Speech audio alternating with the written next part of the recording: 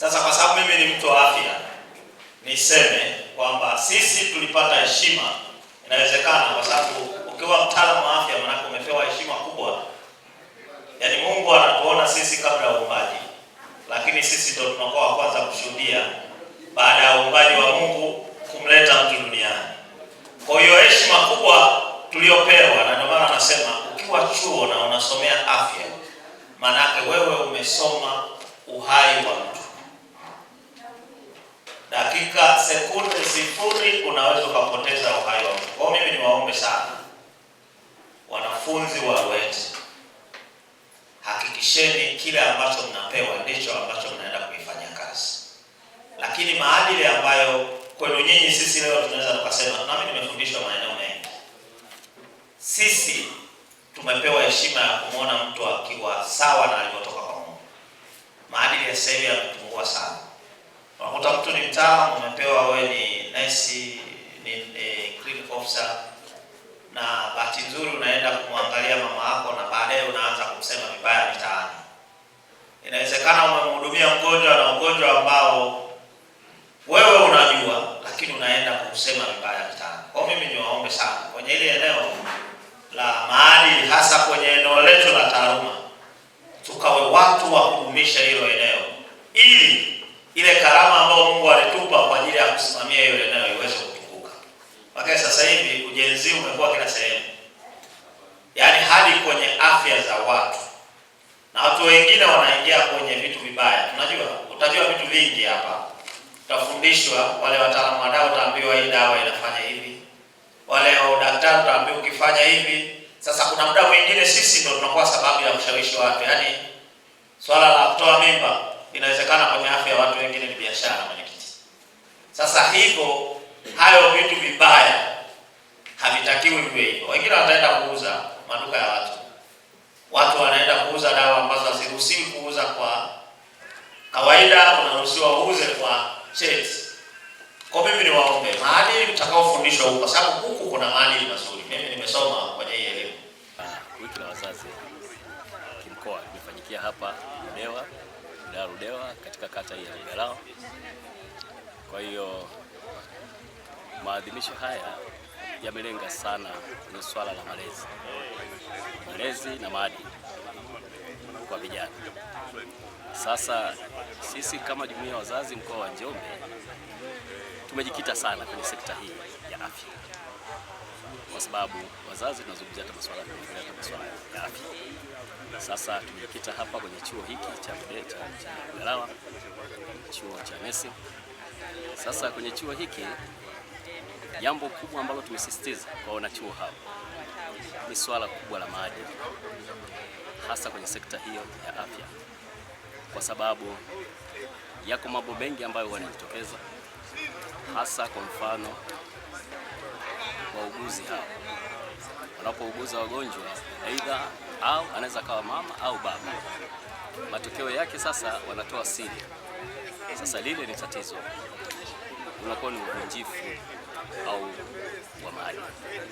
Kwa hiyo jukumu kubwa ambalo tumekuja sisi ni kuwaasa au wanachuo ili wasifanye mambo hayo, na tunasisitiza na kushauri jambo hili lifanyike katika nchi nzima.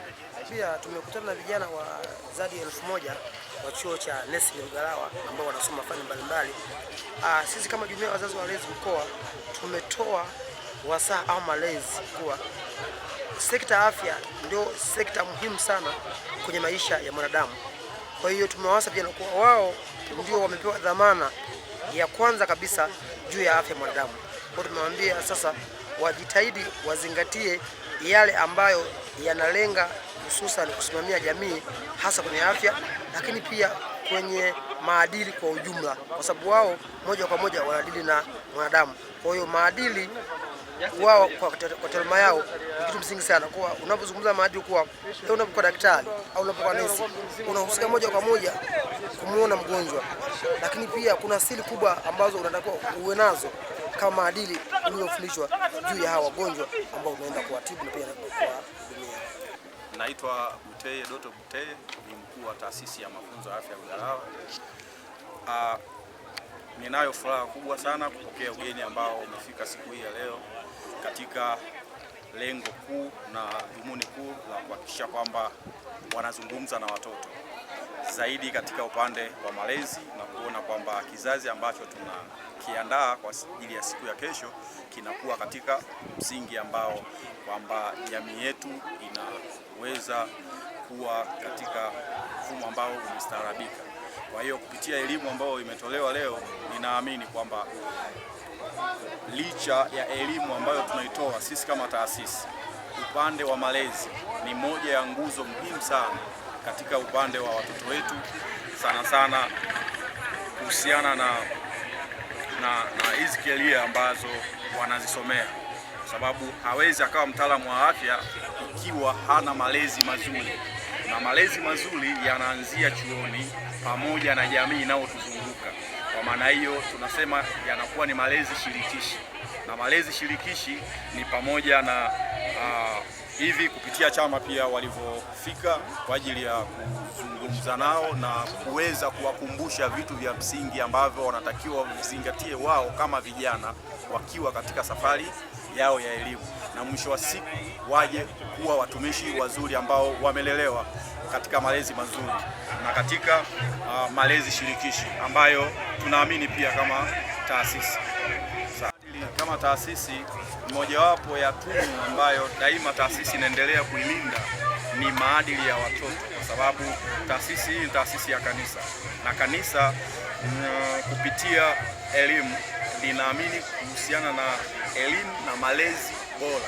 Kwa hiyo elimu na malezi bora yanayofanywa na taasisi ni imani yake kwamba kupitia vijana hawa watakuwa katika mikono salama na mfumo mzuri ambao wakipita wanakuwa wataalamu wazuri ambao wako competent, kwa sababu naamini kupitia malezi watoto wanajifunza zaidi kile ambacho mlezi au mkubwa wake ni nini anafanya na nini anamwelekeza, nini anamwambia afanye. Kwa hiyo ninaamini kupitia malezi bora wanafunzi wanaweza kuja kuwa mahiri na wenye competence kubwa na zaidi na utu, sababu ndio huduma ambao wanaenda kuifanya. Majina naitwa Angel Timson Marembe, ni mwanafunzi wa Ruheti, nasoma pharmacy mwaka wa pili. Kwa ujumbe tuliopewa na mwenyekiti wa wazazi mkoa wa Njombe, tuenda kufanyia kazi kwa 100%, tunaahidi hilo. Kwanza kabisa naitwa Swaiba Rashid Sungura. Mimi ni mwanafunzi katika chuo cha Lugalawa. Nipo katika kada ya ufundi sanifu dawa ama pharmacy. Kwanza kabisa tunashukuru uongozi wa CCM katika uongozi wa CCM, wazazi wamekuja kuzungumza na sisi kuhusiana na mambo mbalimbali kama vijana ambao tunatakiwa tuyafanye katika kuhakikisha maendeleo ya nchi yetu. Pili, mimi kama mwanafunzi katika kada ya pharmacy nimejifunza kuwa ninapaswa baada ya masomo yangu kumaliza, endapo Mwenyezi Mungu atanijalia kuwa katika nafasi moja ama nyingine, nifanye majukumu yangu katika haki, sio tu haki lakini pia nihakikishe nafuata maadili na taratibu za